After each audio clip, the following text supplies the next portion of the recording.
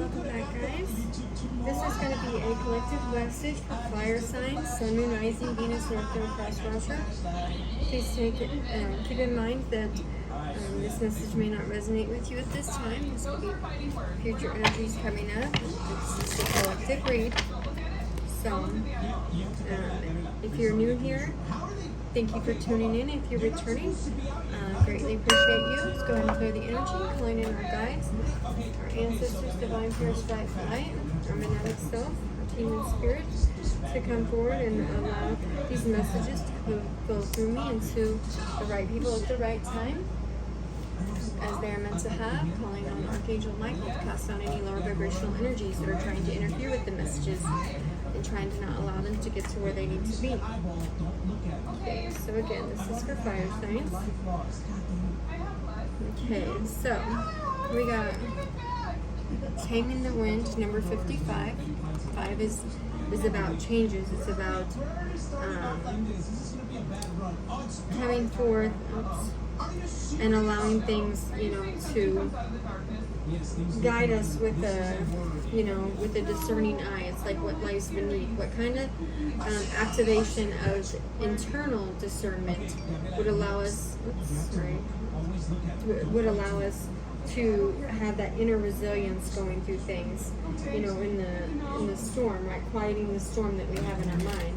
It's, the conduit of dreams, visions, goals, expanding those, fully reclaiming our power as we're going through things, taking up the space that you need, like in life, whether that be, in your mind or in the physical.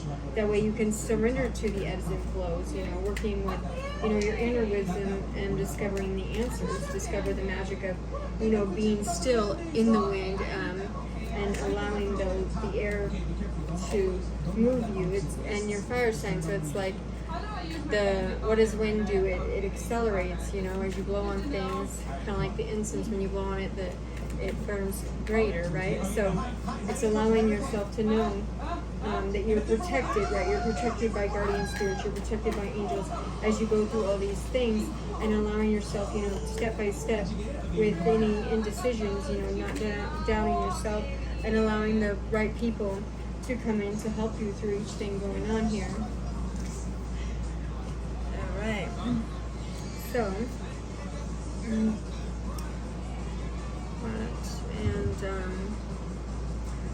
on the bottom of the deck we have number 49, soul retrieval. So it's like going forth, allowing yourself to call in the things that you need, call in the ways of yourself, calling your sacredness, your divinity, and each part of yourself that has been taken away by either someone or something. Oneness is my true nature. Yeah. Again, with the oneness, that's like the soul retrieval. When you do that, you're calling in your truest self, your highest self, your high self, to come forth and give you these messages, give you things that when I lean towards love, I am led. So allowing yourself to be led with love, not being led with any kind of materialistic or any kind of distortions. It says in every moment the universe is conspiring to bring you towards right-minded thinking and the energy of love. Again, so leading with love, leading with emotions, allowing yourself to come forth. And we're going to go to the Starseed Oracle deck here. Let's see what else we get out. It's like the divine is lifting the veil, allowing things to come in, okay? On the bottom, the bottom is lifting the veil. So again, questioning everything. Anything not in alignment must go. Anything not for your highest good must go. It's like divine is stepping in to allow these things. I remember, okay, so we had Timing in the Wind, soul retrieval on the bottom, and this one is soul plan, the fated life versus the destiny life, and perspective, none of this matters, zoom out, common ground. Okay, so that's like being obedient to the divine, being obedient to the lessons that life's bringing us, being, devoted to one's life's service, life plan, life's, inner knowledge, outer knowledge, just being devoted to all those things and have the capacity to accept, the rigors of destiny without protest, It's obedience isn't necessarily understanding, or obedience without understanding, could cause problems with authority, could cause complexes in inferiority or superiority, right? But it's like the moment you were born, these conditions were chosen for you, right? You were chosen to live this path, to go down this path. And look at her there, it almost looks like she's like meditating on the water, pulling the water out, using the water to cleanse things. So it's like we live in a free world, and therefore these moments in our destiny, you're allowed to say yes and you're allowed to say no. You're allowed to choose, right? You choose what you do. You know, life is, you know, I guess our soul chooses. Our soul chooses. Our higher self guides us. You know, it gives us the courage. It gives us the faith. So how are you being called to surrender? How are you being called to look within? You know, remember what is in this moment was prearranged on your life's timeline, right? And you might find yourself at a crossroads with this, like, but this plan is perfectly laid out before you. And then with the perspective, it's like zoom out and find the common ground. So as she is going forth, how can, or he, she, you know, you guys, all of us, right? All of us, because we're all one, right? So it's like, how can you change your perspective with, you know, shifting that point of view, shifting out, getting out of that reactive frame of mind, as in me against them or them against me. You know, it's not a competition. It's we are but a speck of stardust, right, in the universe, and there's such a vast, you know, analysis of things going on. It's allowing yourself to step out of that me versus them, step out of that survivor mode, step out of those invisible borders, right? Then new perspective comes in, you know, because we've lost our individual experiences, and, you know, we might, like with this perspective thing, somebody could be up at night, you know, fighting, almost like fighting an awakening. So it's just allowing for that surrender. You know, take a moment, find the common ground, find deep compassion in your heart for everything, every situation. You know, humanity is all but a moment. You live life all but a moment at a time, right? So it's like the divine grace, you know, that absolves and pardons all fault. You know, dissolves the karma. It dissolves, you know, you back into your innocence, right? It's that great healing, regeneration, and nourishing. As I'm looking at that water, it's like almost like a flourishing health.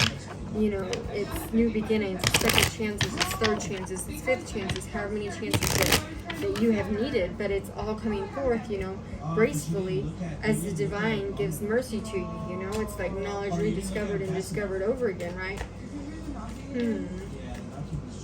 You know, a sense of responsibility, but you know, it's beneficial if you go within and allow for positive, constructive, fruitful introspection, right?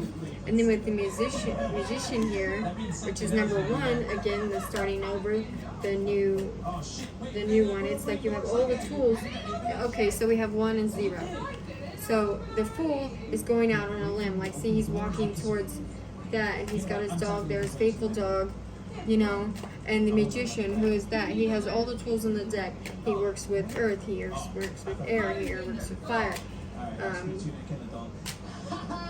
He works with water, you know, with the ethers all coming into one to create that balance, to create that restoration, to allow the things in your life, you know, to come into fruition, you know, refining all the senses, but including the most subtle of ones, you know, allowing yourself to be led, you know, a creator of positive and harmonious energies, you know, beauty, poetry, culinary arts, you know, allowing the beauty in life to be seen, you know, stopping to smell those flowers, those roses that are at the bottom there, you know, taking a second to just sit in the void. Like this almost looks like the void, you know, with earth there, just allowing yourself to see that there's so many other things. And then here we have the Empress. Okay, so that's that feminine energy coming forth in life, bringing yourself forth with not just masculine energy, but feminine energy. Even if you're a man, you know, allowing yourself to be, you know, subtle and nurturing and caring, you know, finding different ways to care for the people in your life, to accommodate them, finding different ways to, you know, take action in those nurturing energies as you're going forth with any kind of, you know, lessons that you have in your life. Okay. It's like almost like that healing energy with the window of secrets, you know, allowing things to. Okay, so we got the Emperor as well. That's 3 and 4. So we have 0, 1, 3, and 4 there. So that's like the progression of your ascension, the progression of your knowledge, the getting a, you know, like if you need to implement a budget. If you need to implement a schedule, you know, to-do list, being logical, strategical, and having that like yin yang energy. You have the dark, you have the light, and you come forward, and you allow it to manifest in your life in different ways. And then we have, you know, the Hierophant here, number 5. So we literally have everything but 2 here so far. So it's the union, the inner union of self, the allowing yourself to see that you are the choice maker in your life, and you're bringing these things forward. Okay, look, we had number 2. See that thing popping out right there, the highest priestess. Okay, so we have 0, 1, 2, 3, 4, and 5. So literally, it's just showing the ascension, the progression, the laying down of burdens, the laying down of any devilish energies going forth, you know, allowing that new energy to come in. Now, if this is a union with somebody, because we do have the Hierophant can also be, you know, learning, being at, this could be learning, a learning organization, a big organization, and you see the 2 keys down there at the bottom, so that's the keys, you know, to the upper realms, to the lower realms, you know, calling in the ethers, calling in, you know, your spirit guides, your ancestors to come forth to give you these messages, you know, being led with love, not having any deception about the wheel turning, knowing that the divine will step in and allow that a wheel to turn for you. And when people are trying to turn it back for you and close things off, it's like creating towers in the lives of people that are trying to do this, allowing you to move forward, right? Allowing you to invest in the things that you need to invest in, grow in the ways that you need to grow in, nurture in the ways that you need to nurture in. And then like the B and the J, that's the high priestess and the high priest coming together, the light and the dark, right? The intuitive and the action-oriented, right?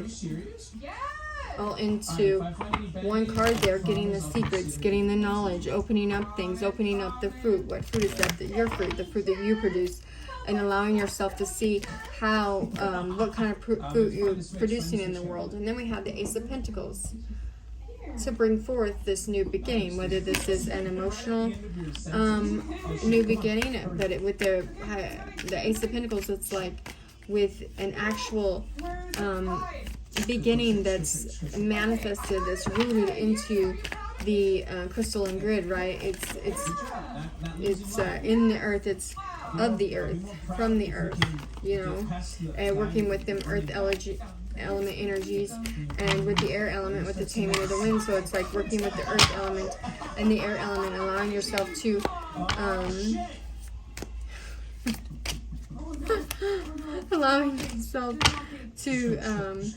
just allow things to come forward. And then we have the 4 of Swords and the 2 of Wands, 4 and 2. So with the wheel in the bottom. Okay, so definitely it's like bringing forth energies of you have a choice to make. What choice are you going to make after you heal, or you've just healed? Now it's time to you know, put the pedal to the metal there and go forward with, you know, the new mindset, with the new healing that you've allowed yourself to have, as everybody has allowed themselves to have, right? It's transmuting all those energies, you know, and opening up each thing in your life. Okay, so let's get just a couple more cards and we'll be done here. And what do we got? Okay, initiation. And then this is traveling with a well-lit path. So allowing yourself to see the light, feel the light, be of the light, and go forth with this initiation, you know, taming your inner voice, your outer voice. Oh, okay. Okay, divine union. So you're and perseverance. So having perseverance in a divine union, in a soulmate union, balance maintained, having that perfect balance of that emperor and empress and emperor energy, the law of polarity, right? And the law of gender, it's like the opposite of everything in the world. Duality, dark light, yin yang, necessary for balance, it's within an order, mastery, owning your light, owning your shower, owning your light, owning your shadow, owning your peace, but owning your chaos. What kind of chaos do you bring in situations? What kind of peace do you bring? And then with the law of gender, because we had both the empress and the emperor, it's like we all have both masculine and feminine energies within us, even though the law allows order of the two opposite types. The energy we eternally want, it will nurture as well as drive to achieve balance, control over our mind and control over our spirit, because and as you're discovering this hidden knowledge, you will also be going into with that oneness. It's like the law of oneness. Everything is connected. We are one. We come from source. What is that? It's a divine source. You're affected by the energies of the universe. You're affected by thoughts. You're affected by feelings, emotions, and actions. They all have effect on you and everyone around you. So it's like as a collective consciousness of the people of the earth, the solar system, nature, animals, all of it is like one. It's one thing that's going forth, but it's like your ancestors don't have to follow these laws as they're, guiding you, as they're going towards you. They want the best that's for you, right? They want that progression. They want that reflection of lessons of maturity, a sense of discipline, sense of obligation, sense of boundaries. How do you handle yourself when you're in the position of authority? How do you handle yourself when you're in a position of where you can help somebody? Do you help them or do you not? It's like, how are you stepping out to be called to be seen? Okay. Alright, so crouch. He does not see you. He only hears you if you walk or run. So crouch the entire time. We're gonna stop right there. I have the Hidden Truth Oracle cards, and we've had so many great messages. We'll just get like a couple of them. On the bottom it says, I feel you even though we're apart. I wish I could share my good news with you, and I feel you leaving me behind. This one is also poking out. What's it say? I want to be more than friends. I hope you can forgive me one day. Okay, so I'm going to go ahead and end it up there. I love you guys, and I hope that you have a great week.